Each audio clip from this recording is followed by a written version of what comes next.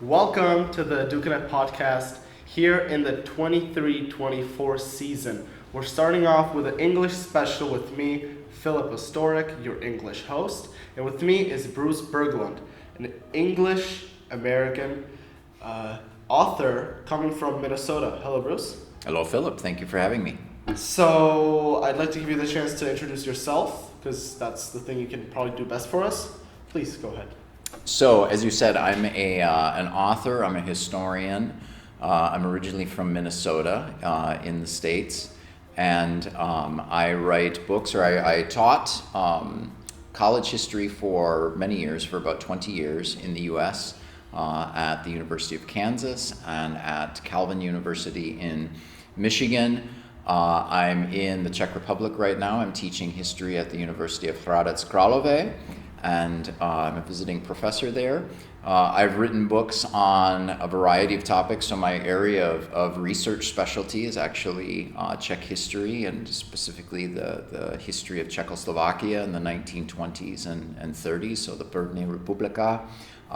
And I've written about, one of the books I've written is about Tomáš Masaryk and his daughter Alice, the architect Jože Plečník, who did work in Prague in the 1920s and 30s, did the renovations of the castle. So that was one of my books. I'm very proud that that's been translated into Czech by the Academy of Sciences. And I've also written a book on the history of world ice hockey, and of course hockey is very important to the Czechs, and so that was a book that brought me back to Prague to do research. I was in Finland to do research, of course Canada, and that was a lot of fun. And right now I'm back doing research again on another book, looking at Soviet and Russian sports and politics. All right. So you mentioned a few very contrasted areas: sports, history. How did you get there? Like, do you have any inspiration, or do you just go with whatever your mind thinks of? In terms of inspiration for projects, or how I got interested in history and sport? Well, how you got to writing about such different topics. Such different topics. Yes. I've covered a lot of topics since graduate school and in my career as an academic. So my dissertation for my PhD was about the emigres, or the exiles from Czechoslovakia who went to England during World War II. And so that was a mix of kind of political history and social history. And then I changed gears again, and I was always interested in art and architecture and cultural history. And so that led me to the project where I was looking at the work of Plečník in Prague, so the work he did at the castle, the work he did on the Church of the Sacred Heart in Vinohrady. And I was also interested in religious history. And so that book I did on Masaryk and Plečník really looked at cultural history, art and architecture within the larger context of religion. And it was just something that struck my interest coming out of my passion for art and for architecture. My mom was an artist, and so I would say that's where I got that artistic instinct. And then I don't like to, I'm not the kind of historian or scholar who sticks with one topic. I have a very wide-ranging curiosity. I'm interested in a lot of different things. And I'm a sports fan, and I had played sports when I was a kid. I had been a referee for a time, actually. And so I was always interested in sport within history. And so that's what prompted that shift to go from, I like to say I went from the heights of Tomáš Masaryk's philosophy and art and architecture over to sport and understanding how sport moves people and its role in society, as well as connected with culture and politics and economics and so forth. So I'm just always, I'm always restless, I'm always curious. When I was a professor, I was always coming up with new courses because that was something that stirred my interest and energized me. And I have this idea as a teacher as well as a writer, that if I'm excited about learning about a topic and digging into a subject, that is going to only make my teaching and my writing better, because I'm going to be sharing that enthusiasm and that excitement about having learned something new with my audience. Very nice answer. So you mentioned quite a lot of topics, actually. You said heights of Masaryk to the sports. Which one did you enjoy most writing about? I can't answer that. Well, I would tell you, in doing the research, so enjoying the process of writing is one thing, right? And I do enjoy writing. I think of writing as something like a puzzle, where I have this subject in my mind and I'm trying to communicate it to an audience. And when I'm writing, I do picture the people whom I want to read my book. And so I'm writing my book for them, okay? And the puzzle is trying to figure out, how do I get the subject material that's in my head and in my notes and express it in a way that's going to be creative and engaging and perhaps entertaining and humorous even. So that's one part of the process. But the real fun for me is the research, and it's the discovery, and it's learning something new. So I can tell you, when I was researching my book on Masaryk, one of the things I did for that book, and one of the things I really take pride in, is looking at Tomáš Masaryk and his relationship with his family, his relationship with his wife Charlotte, who is an American, and in particular the relationship with his daughter Alice, who was the founder of the Czechoslovak Red Cross, who was really the close confidant of her father. And I loved every day going to the archive and looking at Alice's letters to her father. And it just was such a wonderful picture of this young woman who was passionate about so many things, about social health and art and history and so forth. And so the fun for me was just being able to look over her shoulder, in a way of speaking, as she was writing these letters to her father. And I remember I would go home and I would tell my wife, my late wife, I said, I'm falling in love with this woman who's been dead for 50 years, just in looking at her letters. And it was just so exciting to look into the past through the eyes of a particular person. And then writing the hockey book, it was the same thing. In terms of what excited me was the process of discovery. As I was in an archive in Calgary, Alberta in Canada, I remember, and looking through the folders of, you would think would be the most boring stuff. It was the letters and the memos among businessmen at the company that provided sponsorship to hockey broadcasts, right? So just the most boring stuff imaginable, you would think. And yet it was fascinating. It was fascinating because it was a picture into cultural history and economic history, and it was, it was really, and I knew as I was reading it all, there's only a small bit of this that will actually get into the book. But it was fascinating for me to turn through those pages. So that's, in terms of, to your question of what is most fun for me, it's the research process. And I can't say there's one. I will say the hockey book, a good friend of mine said with the hockey book, this was the book that you were born to write. Okay, so that answers that. So that answers that. A long meandering answer to get to the answer to the question. Yeah. Right. So you spoke about going to the archives and basically experiencing, looking over Alice's Masaryk's shoulder. Is that something that maybe, when you were starting to kind of discover what you like in life, was that something that maybe convinced you, the idea of going to the archives and searching in the mysteries of history, is that something you wanted to pursue? So I became interested in history from a young age. My dad was a high school history teacher, and he would share with me the stories of history, and that's what prompted my interest in the subject. I learned from my dad that history has the power to not only instruct us, to give us lessons, but it has the power to entertain us, to move us. You can be startled by history, you can be saddened by history. And so that's where I developed my first interest, is when I was a kid and listening to stories from my dad.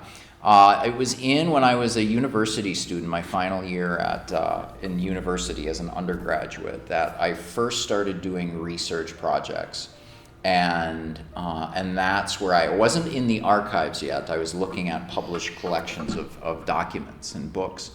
And that's when I first became fascinated with this process of taking a pile of materials, and it was literally a pile. When I was writing my research papers as an undergraduate student, I had all of these books piled around me, and I would pick one up and page through it, and pick up another and page through it.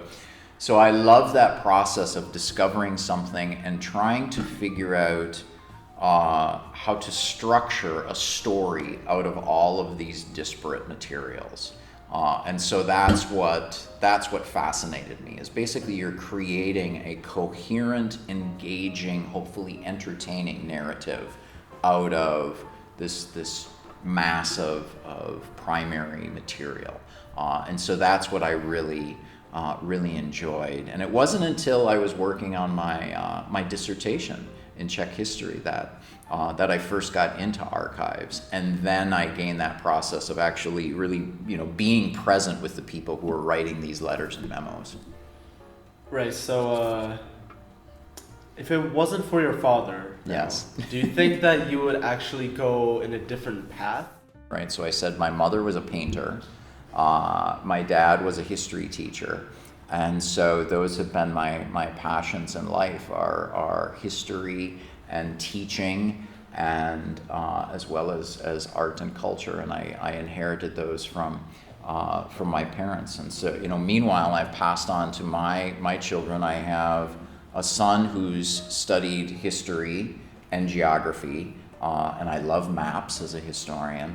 I have another son who does politics and public policy, and I've always been interested in politics. I have a daughter who's interested in international relations, and here I am as an American out in the world, so that follows. And another daughter who is a journalist, and that's always been an interest of mine. And so it's fascinating to me to see with my 4 children how they picked up ideas and passions from me, as well as with their mother who's passed away, and now they carry those in different directions. So you said your daughter, she's interested in international relations. Correct. Yes. You're quite international yourself. You've been to Yeah. Asia, we figured out. What did you do in Asia? Where were you and what were you doing? Yes. So as I said, my specific area of interest when I was in graduate school doing my PhD was the history of Central and Eastern Europe, the history of Russia. I did my dissertation on Czechoslovakia, but I also did, as part of my doctoral work, I did a field in Chinese history and East Asian history, and that was just something I was always fascinated in that part of the world. So I first traveled to China when I made a shift, right? So the theme is I'm always curious and I'm always doing new things, and it was the situation in the history department where I worked. That the department needed someone to teach courses on China and East Asia. And I said, hey, I did this work in graduate school. And so the school sent me to China to learn more about the place I was going to teach about. So I went to China and Japan as a teaching development trip, right? I went to museums and historical sites and read a lot and so forth. And I studied Chinese for a bit, enough to say hello and thank you and say my numbers. And then I went back to Asia when I was working on the hockey book. I went to Korea for the 2018 Winter Olympics in South Korea. So I was in Korea for a month. I was doing research on the Korean national team, the men's and women's national teams that competed in the Winter Olympics, and then went to some of the hockey games and so forth at the Olympics. And so that was a fascinating trip as well. So it sounds like you're big on the hockey side of the sports things. Do you only enjoy hockey, or do you like, for example, American football or soccer? Yes, no, no, hockey is not my main sport. Hockey is something, so I grew up in Minnesota, which is very cold, has a strong tradition of hockey, just as in the Czech Republic. My dad was a very good hockey player, so I learned the sport from him. But no, I also played American football. I was actually a referee for American football. Okay. I was a better referee than I was a player, in fact. I played baseball for a time, and then I played a year of football, of soccer, when I was a kid. Yes, and then when my own children were getting involved in sports, I was a baseball coach for my children when they were younger, and went to watch their games and matches, whether it was baseball or volleyball. They played football, soccer, and I am a fan, but I'm not a diehard fan. I'm not consumed by sports. For me, being a fan is a social experience. I won't sit at home and watch a match on television by myself. I only watch a match, whether at the stadium or on television, if I'm with someone else and can talk and interact and so forth. So really, I'm more interested in sport as a cultural phenomenon than I am in the games themselves. The games are something I like to do with other people. It's not something that I'm driven to do by myself. So I'm guessing most of your sports career happened in Duluth, Minnesota, where you grew up. What was Duluth, right? And am I actually pronouncing it It's correct? called Duluth, but you're yes. So you're on the right track. So Duluth is a city about when I was growing up, it had about 100,000 people, and it is a kind of classic Midwestern American industrial city. So it really grew up with factories. We had steel factories and ship making, and it has a busy port.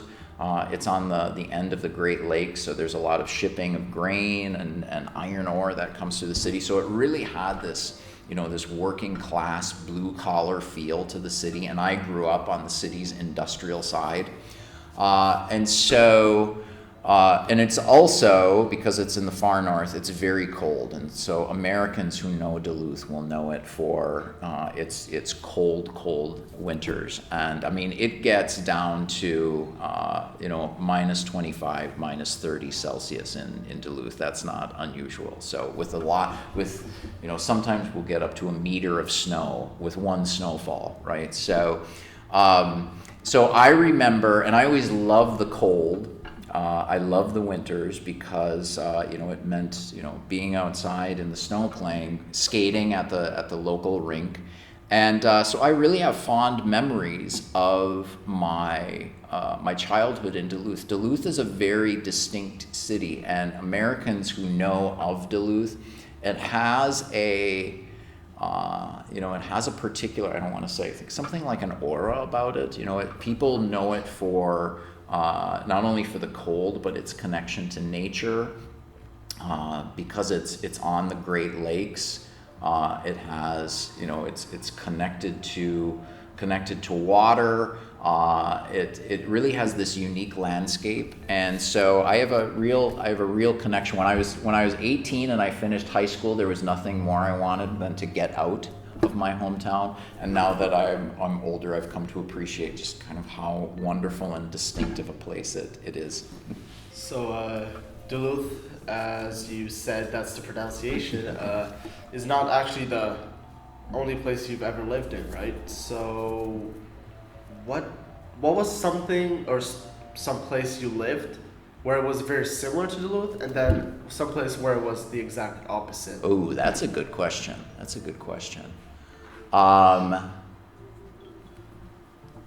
I lived for a time in the state of Minnesota where I'm from. The largest cities are Minneapolis and St. Paul, which are called the Twin Cities because they're close together.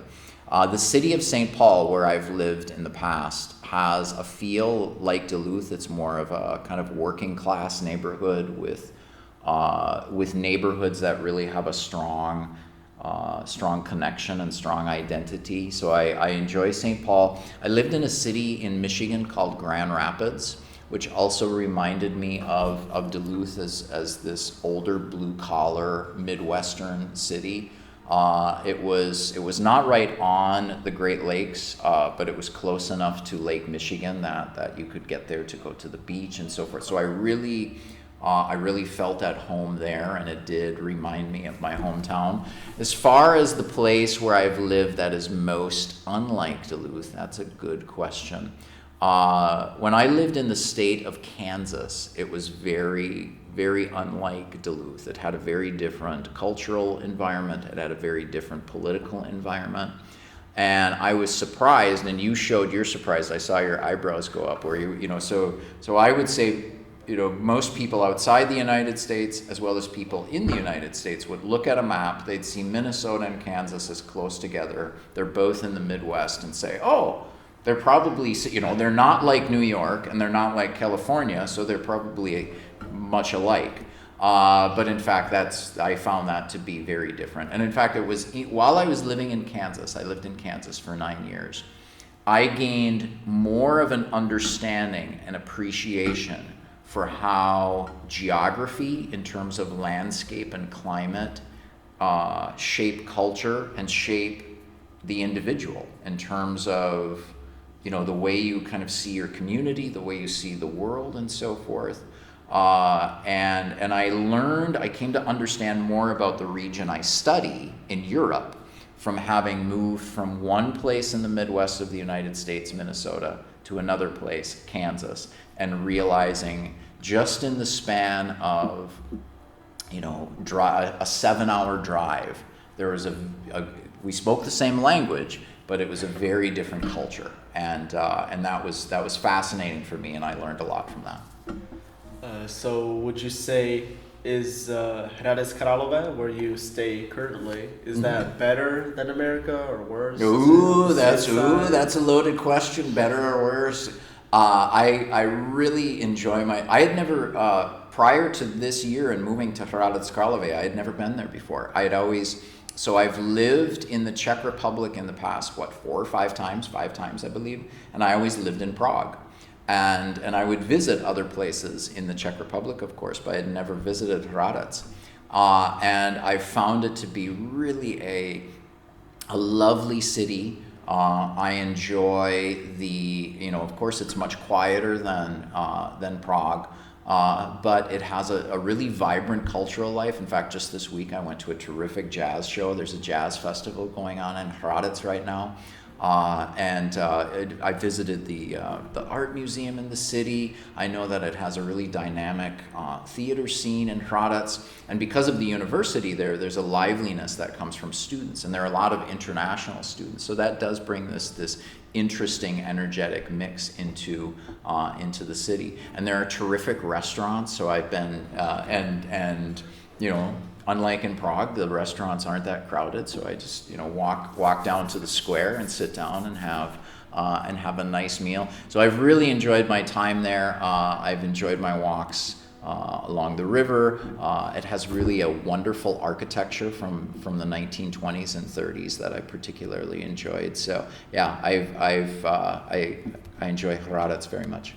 Empty, terrific restaurants. But the question remains, what is the best Czech food that you enjoy? Oh, the best Czech food? Or like food in general, but The best Czech, there are a lot of Czech foods I love. So when I come here, my children all say to me, Dad, you must, they can't wait until I return back to the States. I have to mail them packets of Tatranky. I have to fill envelopes with Tatranky to send back to my children. So that in our family, that's something we love. Trunky. I am a great fan of, I actually really enjoy Czech food. I enjoy pub food, so goulash, svíčková, knedlíky. I enjoy all those things about Czech food. Did you ever get in trouble with the border guard with Tatranky being shipped to America? No, I haven't gotten in trouble with that. I don't consider Tatranky to be okay. Contraband, so. Well, and so far they make it. I've sent packets, and my children, my daughter for her birthday opened the envelope, and they weren't broken, right? You think you'd mail Tatranky in an envelope to the U.S. and they would come out as crumbs, but she said, yeah, they were all in one piece. So how much did you send? One package. I just sent another envelope the other day. It's my younger daughter's birthday, and I think I filled it with 8 Tatranky. Yeah.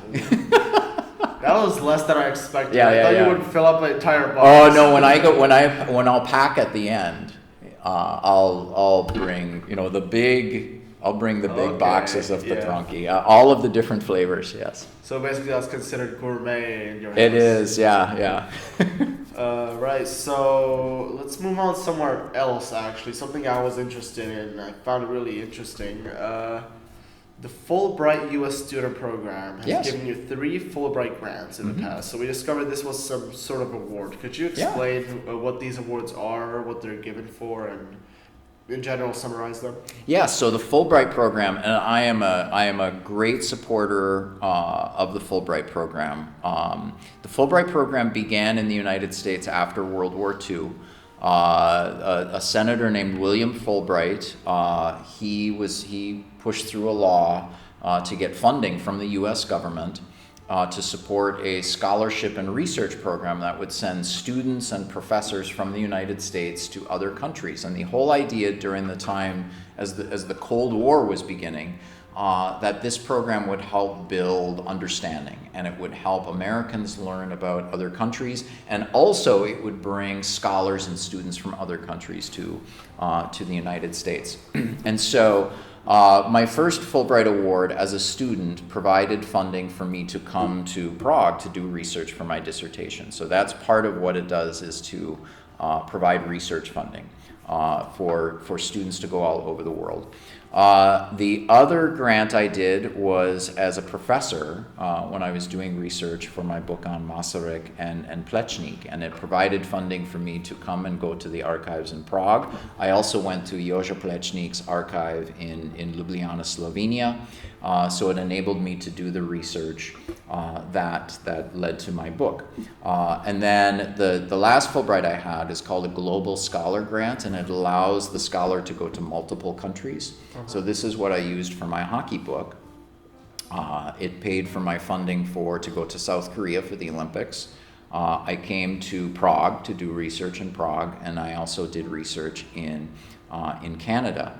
Along with that, the Fulbright program also expects that the grantee or the scholar will engage with the community. So I've done different things in Prague. One of the favorite things I did when I was a Fulbrighter in Prague is that I worked with a guy at České televize to help do the subtitles for an old American film.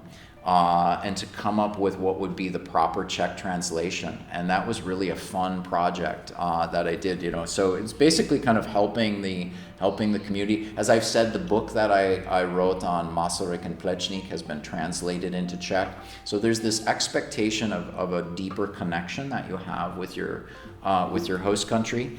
And then during the years that I was a professor in the States, I worked with American students to help them apply for Fulbright grants to go overseas. And I helped, I can't remember the number, but several students who got grants in Turkey, in China, in Jordan, and Peru to do research projects or to teach overseas. So the Fulbright program is, it's this terrific program.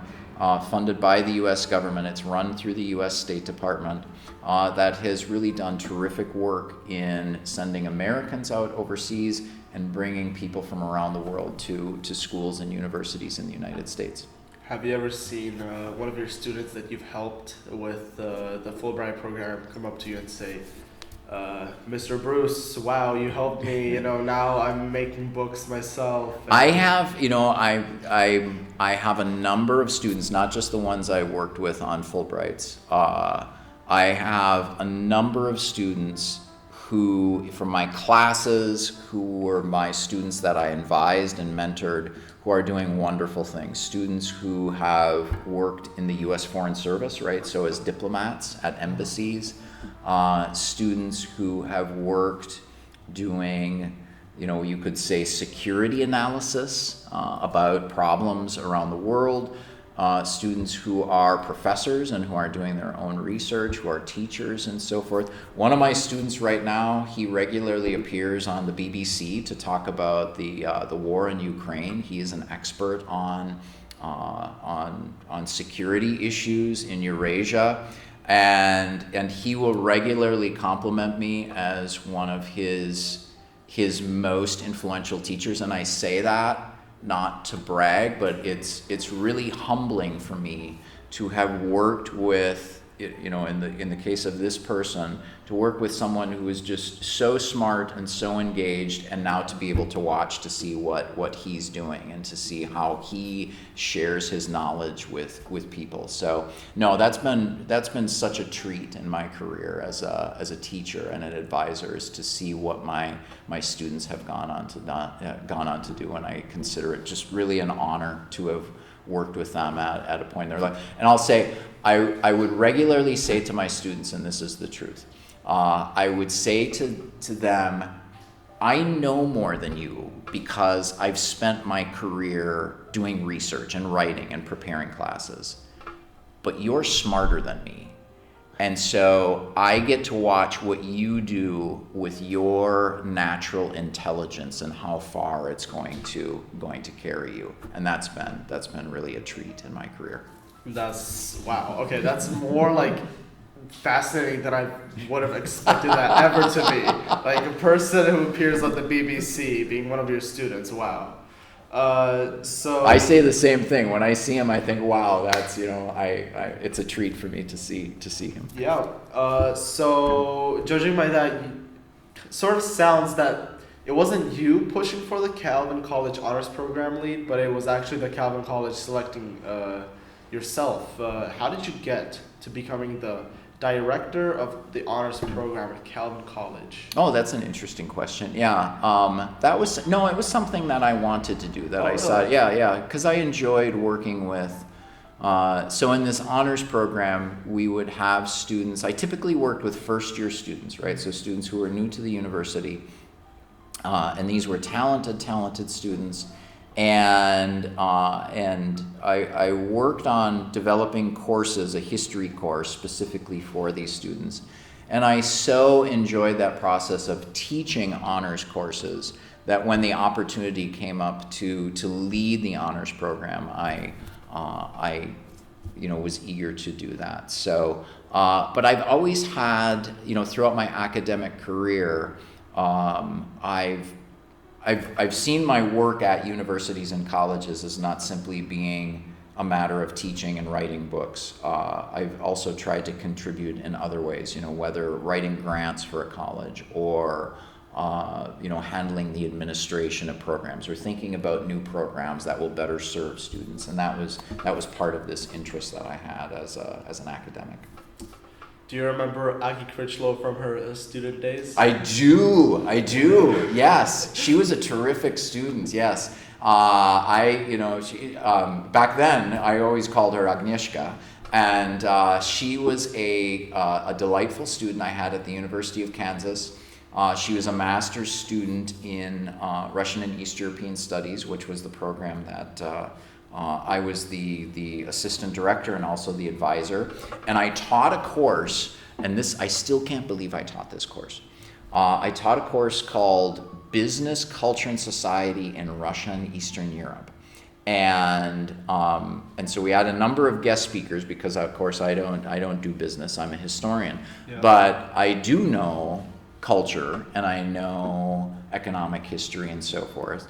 And Agnieszka was one of my students in that course, and she was phenomenal. And so even though she was a Slavic languages student, she was far more astute and far more just sharper than the business students who were in the class. Oh yeah. She had by far the best project for proposing a new business to do in Central and Eastern Europe, and she gave remarkable presentations, and it's been a delight. Now she's been in Prague for over 20 years, teaching and doing other things. And whenever I'm here, it's always so wonderful to reconnect with her.